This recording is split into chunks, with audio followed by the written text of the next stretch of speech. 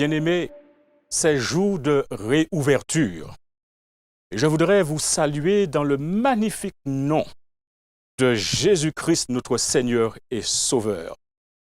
C'est vraiment une opportunité extraordinaire qui nous est donnée de pouvoir ensemble passer un moment dans l'adoration. Et permettez-moi de m'enquérir de vos nouvelles, de vos santé. Comment allez-vous? J'espère qu'en cette période difficile de l'histoire, que vous vous portez bien. Quand les choses sont sombres, quand les choses sont déprimantes, quand les perspectives de la vie sont des plus floues et incertaines, c'est précisément dans ces moments-là qu'il faille placer toute sa confiance en Dieu, qu'il faille mettre sa foi dans les déclarations, non pas d'un homme, mais dans les déclarations du Dieu vrai et tout-puissant. Cela est très important. Ce Dieu d'amour et de justice qui conserve son amour jusqu'à 1000 générations et qui pardonne l'iniquité, la rébellion et le péché, mais qui ne tient point le coupable pour innocent. Oh mes amis, téléspectateurs, j'aimerais partager avec vous une nouvelle des plus importantes. Une nouvelle qui représente le sujet que nous allons traiter ce matin. Écoutez-moi bien, c'est encore jour de grâce. Oui, c'est encore jour de grâce. Prions le Seigneur. Notre Dieu et notre Père céleste, nous te louons et te bénissons pour l'opportunité que tu nous donnes de nous attirer à toi ce matin. Puisses-tu, en ce jour, te révéler à nous. Puisses-tu, en ce jour, faire en sorte que tous ceux et toutes celles qui entendront ce message puissent le recevoir favorablement, comme une perche qui leur est tendue de façon inextrémiste pour leur salut. Et maintenant, bon Père éternel, prends possession de ton serviteur. Cache-le de la croix afin que tu sois vu et que ton message soit entendu dans le nom de Jésus. Amen. Il n'est pas trop tard. Vous avez encore une opportunité. Vous avez encore la possibilité de changer de voie. Vous avez encore la possibilité de prendre une nouvelle direction. Ce n'est pas fini. Il y a encore de l'espoir pour vous et pour moi. C'est encore jour de grâce. Qu'est-ce qui fait que nous parlions de grâce? Qu'est-il arrivé pour que nous ayons besoin de la grâce?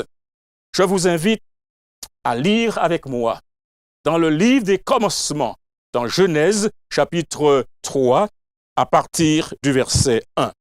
La Bible nous dit, dans Genèse chapitre 3, à partir du verset 1, le serpent était le plus rusé de tous les animaux des champs que l'Éternel Dieu avait fait. Il dit à la femme, Dieu a-t-il réellement dit, vous ne mangerez pas de tous les arbres du jardin? La femme répondit au serpent, nous mangeons du fruit des arbres du jardin.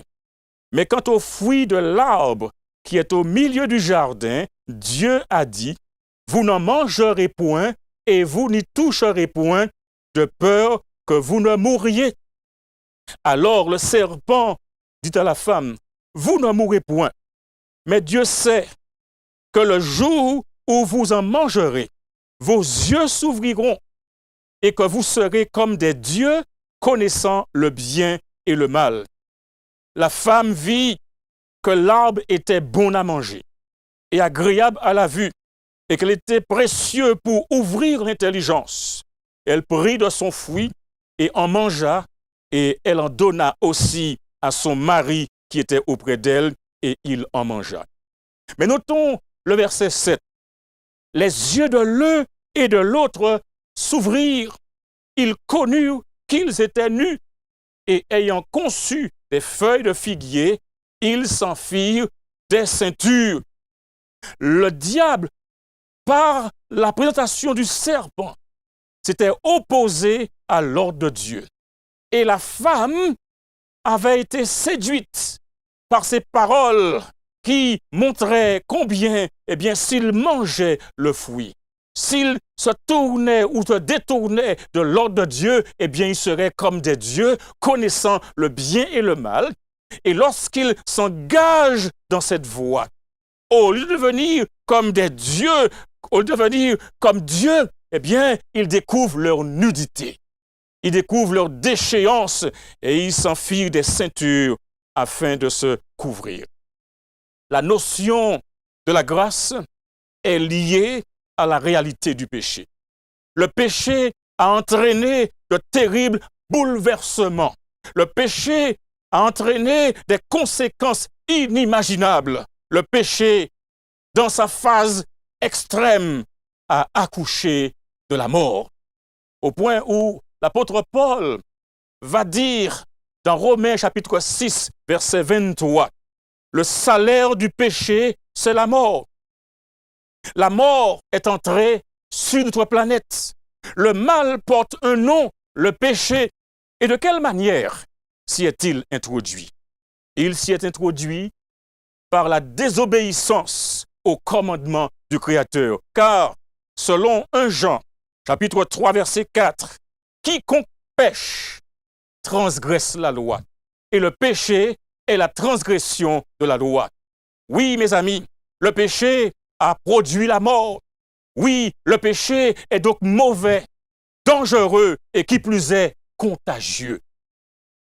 Au point où Paul écrit aux croyants de Rome, et il leur dit, dans Romains chapitre 5, le verset 12, il leur dit, c'est pourquoi, comme par un seul homme, le péché est entré dans le monde, et par le péché, la mort, et qu'ainsi la mort s'est étendue sur tous les hommes, parce que tous ont péché. Et à cause de cela, tous les hommes sont privés de la gloire de Dieu. L'homme, de ce fait, est devenu un condamné à mort. Et on comprend le cri de Paul dans Romains chapitre 7, verset 24, où il dit « Misérable que je suis, qui me délivrera du corps de cette mort ?» C'est un cri de désespoir, un cri d'impuissance, d'où l'interrogation du prophète Jérémie quand il déclare au chapitre 13, au verset 23, « Un Éthiopien peut-il changer sa peau? Un léopard ses taches? De même, pourriez-vous faire le bien, vous qui êtes accoutumés à faire le mal? » Et c'est là, mes amis, où intervient la grâce. L'homme est dans une situation où il ne peut rien faire pour s'en soustraire. L'homme, il est pris dans cet engrenage. Il a besoin d'une force extérieure à lui. Il a besoin du secours divin. C'est là où la grâce intervient. Mais la grâce, c'est quoi? Qu'est-ce que la grâce? La grâce, c'est la faveur gratuite et imméritée de Dieu, manifestée par le salut de pécheurs et l'octroi des bénédictions. Et c'est pourquoi, dans Éphésiens chapitre 2, verset 8, l'apôtre Paul, il dira dans Éphésiens chapitre 2, verset 8, « Car c'est par la grâce que vous êtes sauvés, par le moyen de la foi, et cela ne vient pas de vous, c'est le don de Dieu. » C'est le don de Dieu.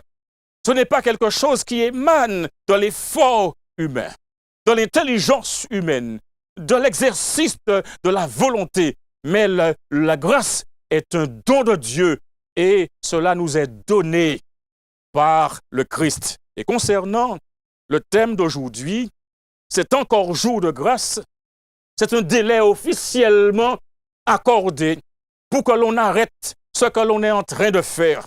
Ainsi donc, on s'arrête, on fait une pause, une halte, on s'arrête et on réfléchit sur sa vie.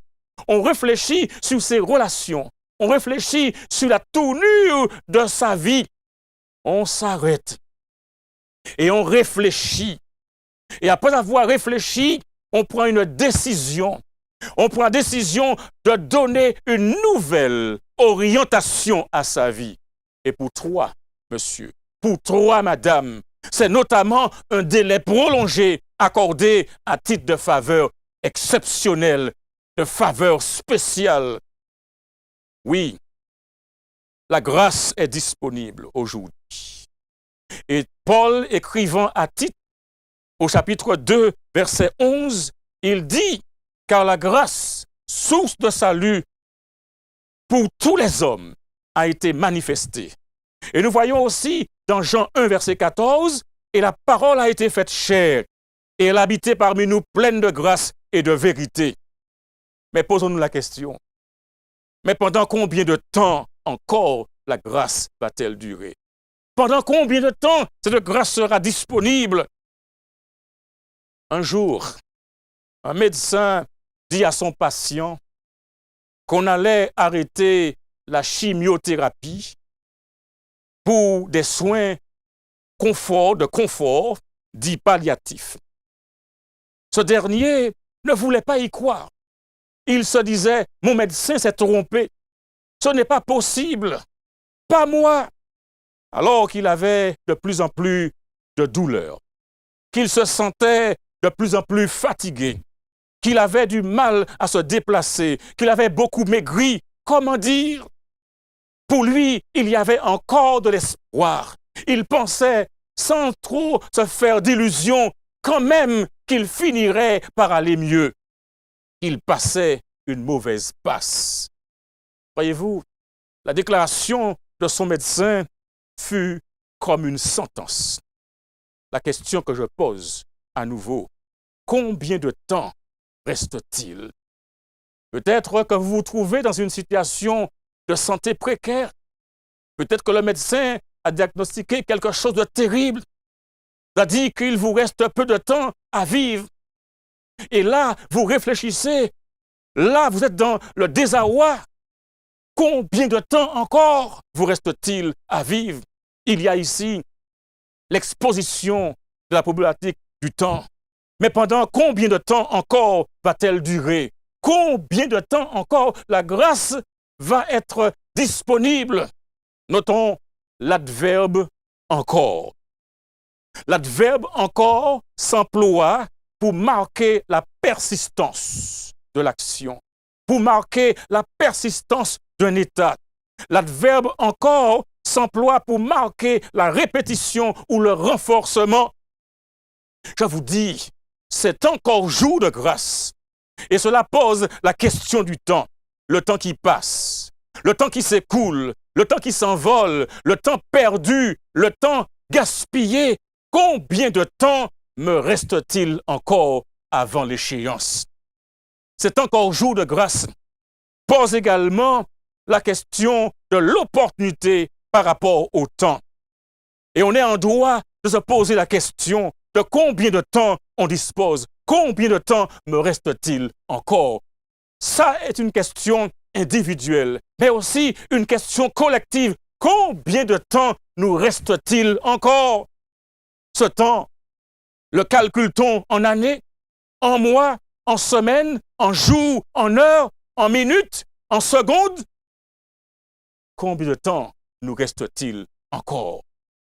Mon ami, si tu venais d'apprendre qu'il te restait que 2 mois à vivre, que ferais-tu? Où irais-tu? Quel est le risque? Quelle est la conséquence de ne pas profiter de l'opportunité du temps de grâce? Dieu nous parle aujourd'hui. Les événements qui nous entourent nous parlent fortement. Mais je voudrais que vous compreniez ici que ce qui s'est passé autrefois se répétera. Et comme on dit, l'histoire se répétera. Dans Genèse, chapitre 6, les versets 3 et 5, la Bible dit, dans Genèse, chapitre 6, versets 3 et verset 5, « Alors l'Éternel dit, mon esprit ne restera pas toujours dans l'homme, car l'homme n'est que chair et ses jours seront de 120 ans. L'Éternel vit que la méchanceté des hommes était grande sur la terre et que toutes les pensées de leur cœur se portaient chaque jour uniquement vers le mal. » Oh mes amis, comprenons que Dieu est en train d'attirer notre attention sur la vraie situation, la réalité d'aujourd'hui. Certaines personnes m'ont dit que Dieu leur a donné un rêve. Dieu leur a dit d'aller à l'église adventiste du 7e jour. Dieu leur a dit d'observer le sabbat. Et je vous dis, mes amis, alors qu'aujourd'hui, il y a la confusion, Dieu est en train de parler à ses enfants. Il leur dit de prendre la décision importante qui fera toute la différence dans leur vie aujourd'hui et qui leur permettra de traverser ce temps d'épreuve dans la confiance en lui, la confiance des promesses. Attention, dans le contexte du repos du sabbat, le livre des Hébreux, chapitre 4, verset 1, déclare « Craignons donc, tandis que la promesse d'entrer dans son repos subsiste encore, qu'aucun de vous ne paraisse être venu trop tard. Craignons donc. » La promesse d'entrer dans son repos, ce sabbat que Dieu a établi et qui est un sabbat qui montre la différence entre le vrai jour du repos et le faux jour du repos. Aujourd'hui, c'est encore jour de grâce afin d'entrer dans le sabbat de l'Éternel. Comprenez bien que la vérité est que la grâce, elle aussi, évolue dans un cadre temporel.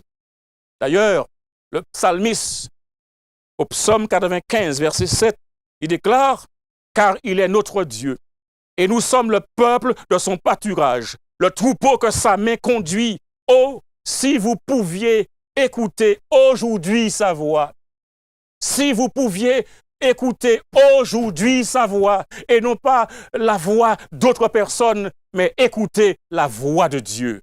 Dieu ne se trompe jamais. Dieu, il est vrai. Dieu est éternel. Écoutez sa voix aujourd'hui, tandis qu'il vous parle comme cet homme qui regardait une conférence à la télévision.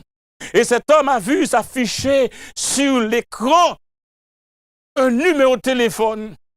Et l'esprit l'a poussé lui disant « Compose ce numéro ».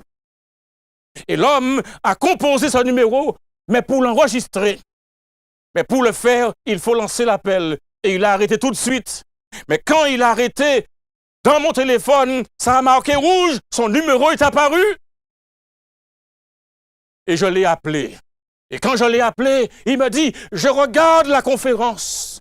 Et je l'ai encouragé à continuer à regarder la conférence.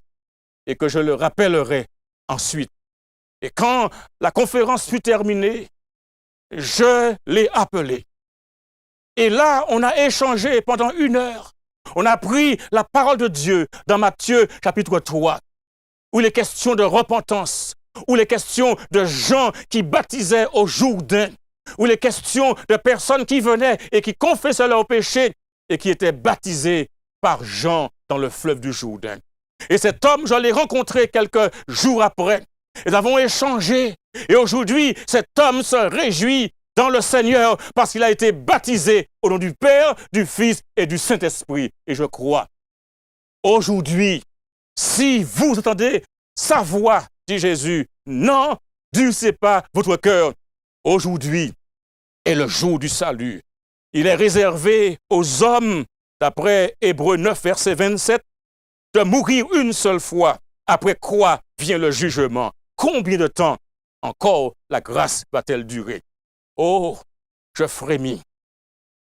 Et je souhaite qu'aucun d'entre nous n'ait à faire l'expérience décrite dans Jérémie 8, verset 20, où il est dit dans Jérémie 8, verset 20, « La moisson est passée, l'été est fini, et nous ne sommes pas sauvés. » Mais comprenez que le contexte de cette déclaration, c'est celui de la Palestine.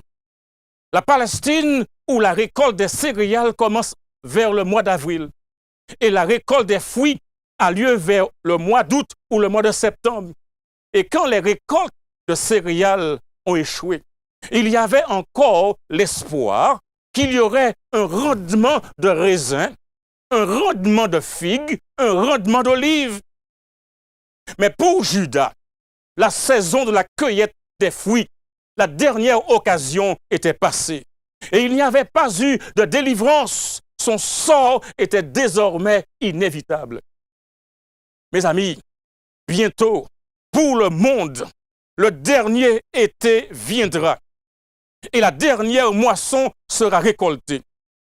Puis des lèvres de milliers de personnes vivant maintenant avec complaisance, disant qu'elles n'ont pas besoin de Dieu, disant qu'elles peuvent mener leur vie comme bon leur semble, eh bien, montera à nouveau ce cri de désespoir.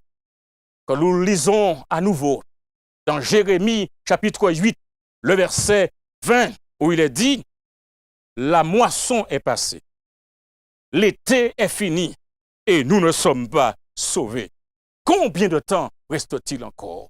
Combien de temps avons-nous pour mettre de l'ordre dans nos affaires? Nous ne savons pas. La Bible dit « Personne ne le sait. » Nous ne savons pas combien de temps. Mais écoutez-moi bien. L'Apocalypse fait une effroyable révélation concernant les pensées secrètes du diable.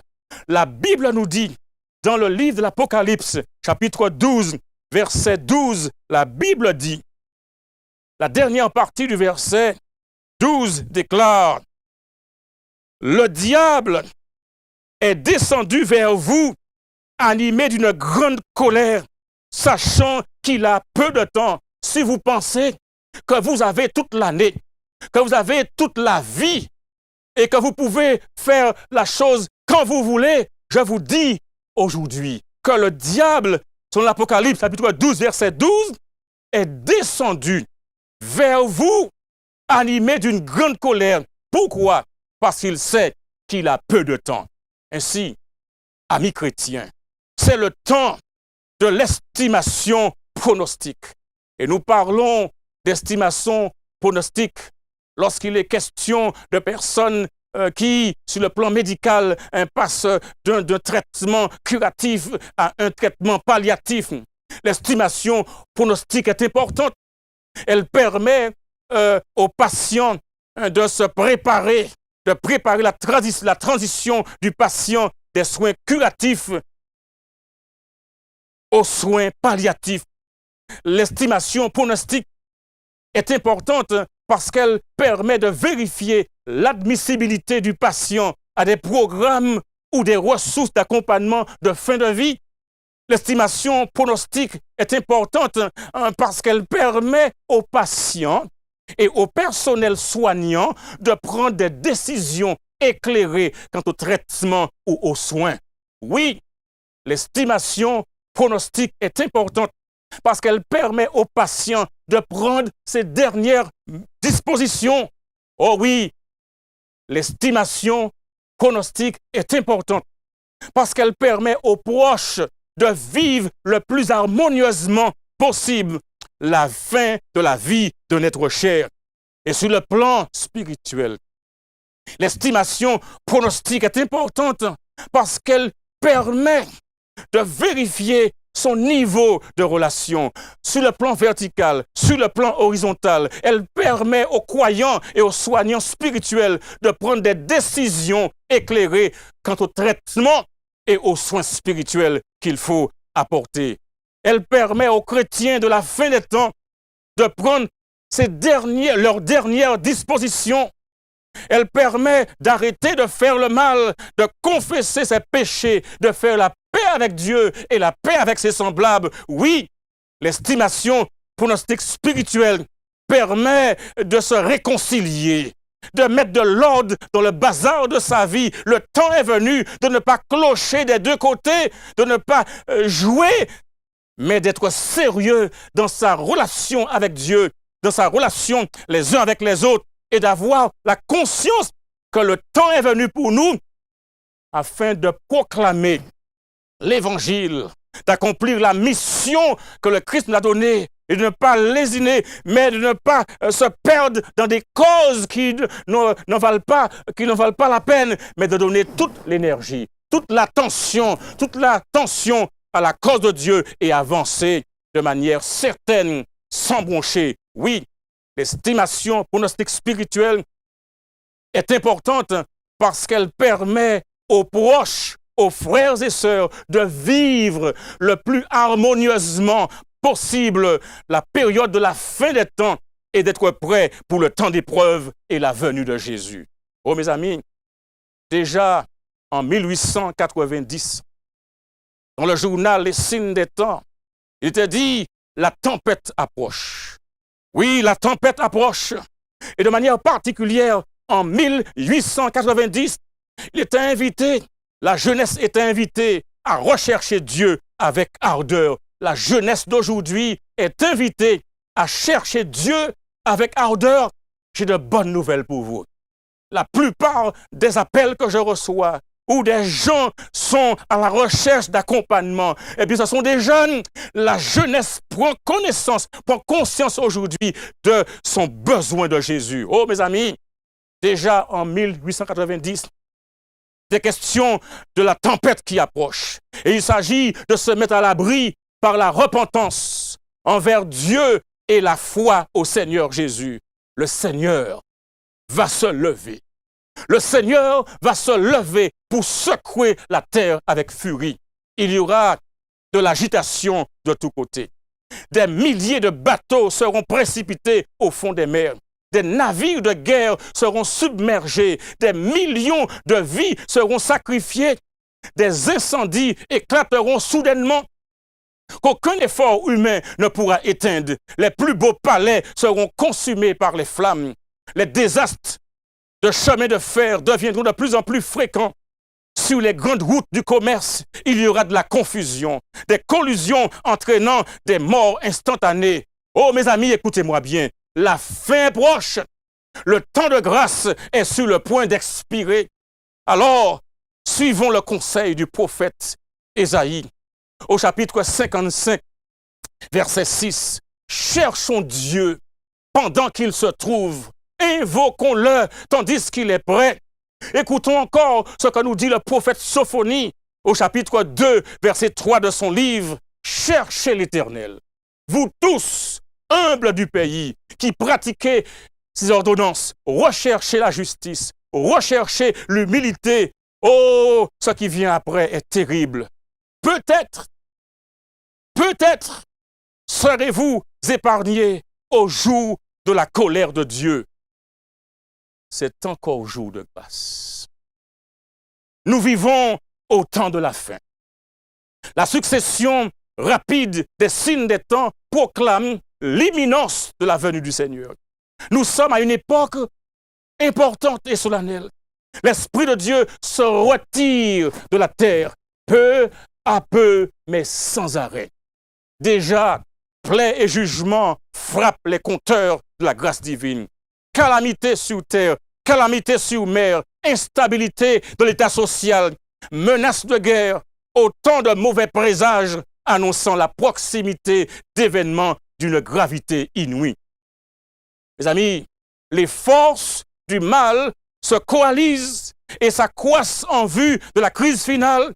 De grands changements vont bientôt se produire dans le monde et les événements de la fin se précipiteront. L'état actuel des choses montre que des temps troublés vont fondre sur nous. Les journaux sont remplis d'allusions à un conflit formidable devant se produire à brève échéance. Des cambriolages audacieux arrivent fréquemment. Les grèves sont communes, les vols et les meurtres se multiplient. Des vies d'hommes, des vies de femmes et des vies d'enfants sont supprimées par des individus soumis à des esprits démoniaques. Le vice sévit et le mal prévaut sous toutes ses formes. Satan a réussi à pervertir la justice. Il a réussi à remplir les cœurs du désir de réaliser des gains illicites. Mon ami, toi qui m'écoutes, toi qui te poses des questions, je voudrais te dire, c'est encore jour de grâce. C'est encore jour de grâce pour toi. Et alors que Dieu te parle, alors qu'il se révèle à ton esprit et qu'il te sensibilise à ta situation, à ton état spirituel, alors qu'il te parle concernant ta propre situation, ton avenir, c'est encore jour de grâce pour toi, pauvres pécheurs. Saisis l'instant qui passe pour venir au Sauveur, pour venir à Jésus. Et viens tel que tu es. Ne sais pas de te transformer. Tu n'en as pas la capacité. Jésus peut te transformer. Oui, viens au Sauveur. Viens à ce Sauveur qui a donné sa vie pour toi à la croix du Calvaire. Il a porté tes péchés. Oh, viens à lui, mon frère. Viens à lui, ma sœur. Viens à lui, monsieur. Viens à lui, madame. Viens à lui, jeune homme, pour être libéré. Le Seigneur te dit, aujourd'hui, c'est encore jour de grâce. Sa grâce incomparable voudrait ouvrir le ciel et donner aux coupables le bonheur éternel. Viens donc à l'instant même t'enrôler sous la croix de cet ami suprême de Jésus, roi des rois. Si l'ennemi te tente, écoutez-moi. Oh, ne l'écoute pas. De sa voix séduisante, refuse les appâts. Ne te mets dans aucune situation de compromission. Ne sois pas aveuglé par l'argent. Ne sois pas aveuglé par les prestiges, parce que les gens te promettent. Mais regarde ce que Jésus te donne aujourd'hui.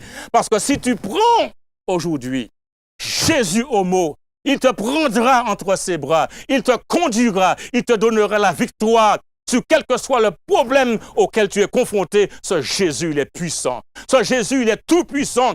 Alors refuse d'écouter la voix de l'ennemi. Et toi qui es sur le chat, mets sur le chat, je veux être dirigé par Jésus. Je donne mon cœur à Jésus. Mets dans le chat, je veux de l'aide. Demande que l'on prie pour toi. Aujourd'hui, ne tergiverse plus. Aujourd'hui, ne renvoie pas à demain parce que c'est ton jour de salut. C'est ton jour d'opportunité. C'est ton jour de vérité. Jésus-Christ, il te parle. Refuse les appâts de l'ennemi et viens avec confiance au Sauveur Jésus. Tu verras sa puissance. Il régénérera ton cœur. Jésus qui te réclame, mon ami, il t'appelle tendrement de l'enfer des tourments, échanger ta misère, effacer tes péchés, mettre en toi la lumière d'un de ses rachetés. Nul ne sait, et ça c'est très important, nul ne sait si demain il ne prendra la route qui mène à son destin. Nul ne sait si demain les choses seront différentes. Nul ne sait le jour ou l'heure où il passera de vie à trépas. Mais aujourd'hui, tu peux te mettre du côté de Jésus. Aujourd'hui, tu peux choisir le salut. Aujourd'hui, tu peux choisir Jésus. Mets-toi dans les bras de Jésus. Oui, nul ne sait si demain ou après-demain, il ne prendra pas la route qui marque son destin. Avant que l'heure sonne ou ce sera trop tard, mon ami, prends le salut que Jésus te donne. Prends Jésus pour ta part. N'aie pas peur. Ne sois pas dans la timidité. Ne rôde pas ce que petit frère ou grand frère, à ce que le patron dira ou à ce que le voisin dira, mais pense à Jésus qui est le seul capable de te sauver et donne-lui ton cœur. Tu n'es pas encore à Jésus. Aujourd'hui, donne ton cœur à Jésus. Accepte Jésus comme ton sauveur personnel. Tu n'es pas encore sauvé, tu n'es pas encore baptisé, parce que Jésus te dit, celui qui croira et qui sera baptisé sera sauvé. Alors, toi qui es sur le chat, inscris ton nom. Mets ton nom pour le baptême. Jésus revient. C'est encore jour de grâce. Et le jour de grâce, c'est le jour où le Christ te donne le salut. Alors profite, saisis l'instant. Ne renvoie pas à demain, parce que demain peut être éternellement trop tard. Je sais que tu as pris la décision de donner ton cœur à Jésus, d'aller jusqu'au bout en suivant Jésus dans les eaux du baptême, que personne ne te détourne, mais sois confiant, le Seigneur t'accompagnera, il te dirigera, il te donnera la victoire et les choses prendront une nouvelle tournure pour toi. prions le Seigneur. Père éternel, béni soit ton Saint-Nom pour l'occasion merveilleuse que tu nous as donnée d'écouter ta parole et de comprendre que tout n'est pas fini. Il y a encore l'opportunité pour nous d'être sauvés. Nous pouvons encore venir à toi. Et nous venons à toi en cette heure et nous confessons nos fautes. Nous confessons nos péchés, toutes les mauvaises pensées que nous avons sécrétées, toutes les mauvaises paroles que nous avons proférées, toutes les mauvaises actions que nous avons exhibées qui étaient contraires à ta divine volonté. Nous confessons également, Seigneur, les péchés commis contre toi par omission, quand nous savions que c'était le bien, mais nous avons omis de le faire. Pardonne-nous, purifie-nous, lave-nous dans le sang de Jésus et remplis-nous de ton Esprit Saint. Dirige tes enfants qui ont entendu ce message et permets qu'ils puissent trouver auprès de toi la force, la résilience nécessaire afin de rebondir et de marcher par ta grâce vers la victoire que tu as déjà remportée pour chacun de nous à la croix du Calvaire. Merci Père éternel, parce que tu nous donnes ta grâce aujourd'hui. Nous t'avons prié au nom de Jésus et pour ta gloire éternelle. Amen. Que l'Éternel vous bénisse et qu'il vous garde. Que l'Éternel tourne sa face vers vous et vous accorde sa grâce. Que l'Éternel fasse lui aussi vous sa face et vous donne sa paix aujourd'hui et pour toujours. Amen.